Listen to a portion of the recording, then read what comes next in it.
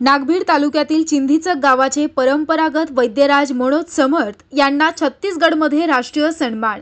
छत्तीसगडमधील गौरेका पेंद्रा येथे झालेल्या राष्ट्रीय वनौषधी ज्ञान संगोपन 2025 या भव्य कार्यक्रमामध्ये चंद्रपूर जिल्ह्यातील नागभीड तालुक्यातील चिंधीचक गावाचे वैद्यराज मनोज बाजीराव समर्थ यांना मानाचा सन्मान मिळाला।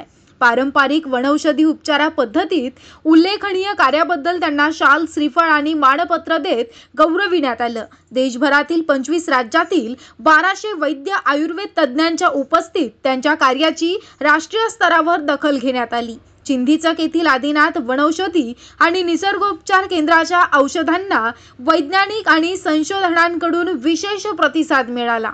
तसेच हरिद्वार येथे होणाऱ्या राष्ट्रीय वनौषधी महाकुंभात प्रतिनिधी म्हणून वैद्य समर्थ यांची निवड झाली।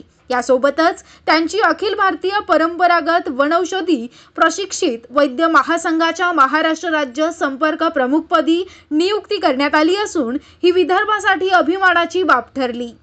ब्युरो रिपोर्ट लोक 9 न्यूज, संपादक रोशन खानकुरे।